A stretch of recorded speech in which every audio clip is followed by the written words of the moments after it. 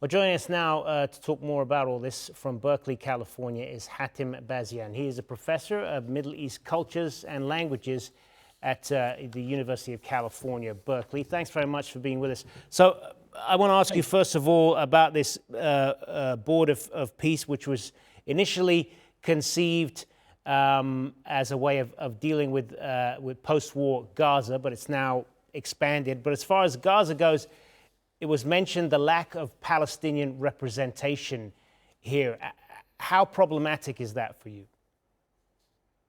Well, it's a very serious problem in the sense that Palestinians have been pushed aside, erased, constantly being spoken about, but not spoken with or involved.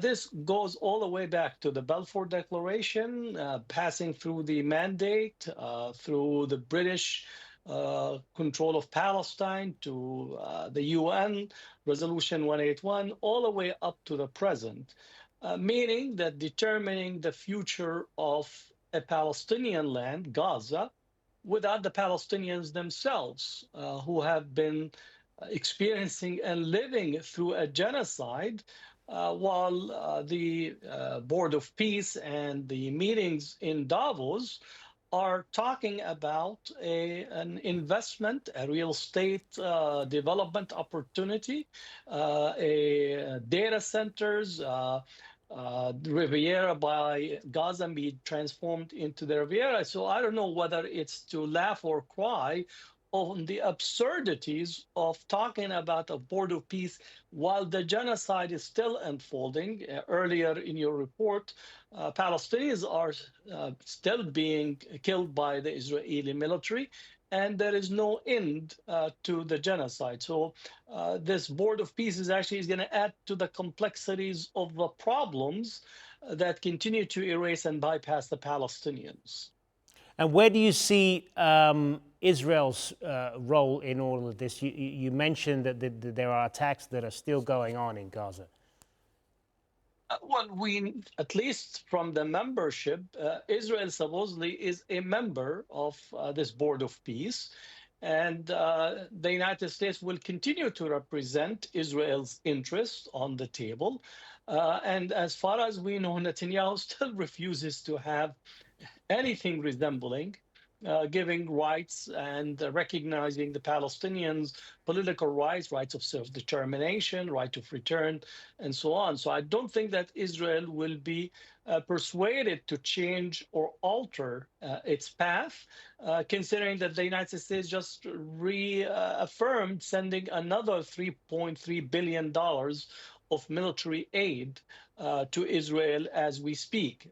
So it's a board of peace that literally is structured around continuing war and violence committed by Israel against an occupied population that should be receiving protection and having international community that comes to their aid. And that's literally what we are not hearing of how they are going to stop Israel from continue to committing crimes against the Palestinians. Notice also that the International Criminal Court have a standing warrant for the arrest of Netanyahu for the conduct of war and some of his top aides in terms of the head of the military and so on. Yet he is still being invited into the Board of Peace. So the contradictions are so many, and it will take us almost right now a lifetime just to speak about all these big gaps and contradictions in the Board of Peace. Now, Trump and his supporters have touted the fact that on this Board of Peace, there are a number of Arab and Muslim countries who are represented in all of this. Where do you see their role in all of this? Is it just kind of window dressing, or will they have a voice there for Palestinians? I think the countries that are involved could be grouped into different buckets. I think there are countries that are interested in assisting and finding a path forward for the Palestinians, and therefore they wanted to be on this board, knowing that if they're not there, it's going to be worse than what it is being contemplated. There are other countries in a bucket that they actually see themselves assisting Israel, and their participation is actually almost to build on the Abraham Accords, seeing that the problem is actually with the Palestinians rather than the Israelis.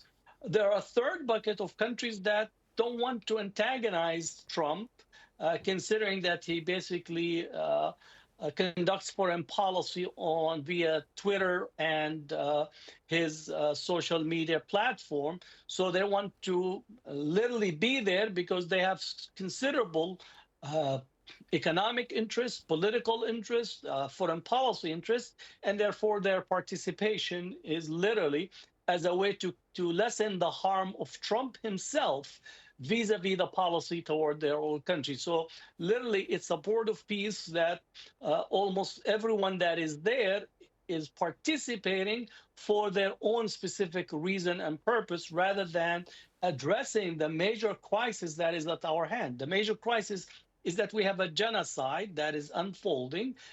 Estimate says 680,000 Palestinians have been killed. The whole Gaza has been rendered destroyed.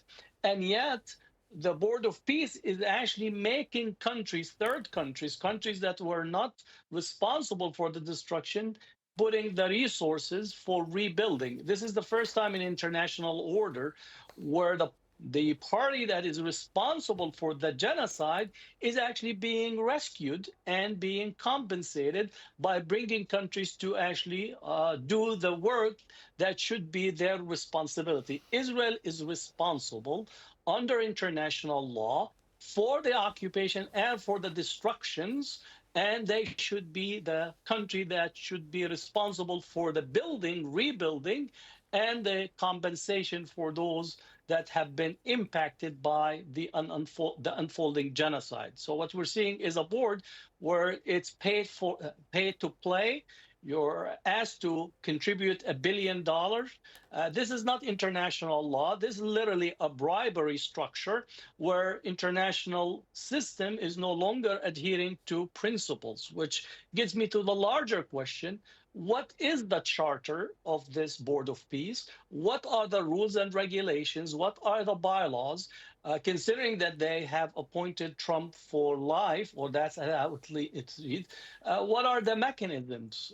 Considering that the United States have been one of the primary countries violating international law, whether it's in the invasion of Iraq, the occupation of Afghanistan, open warfare in many places, and recently, literally, taking a president from his presidential palace in Venezuela and flying him to the United States and literally putting its hand on the oil resources of Venezuela.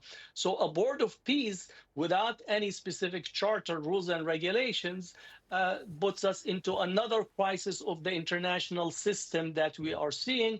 It's undoing the international system in front of our eyes. And I'm actually for seeing that the European countries, France, UK, and others are not participating, point that they are actually have some serious issues with the international order and system. Not to say that it's perfect, but the system post World War II up to the present is being undone in front of our eyes.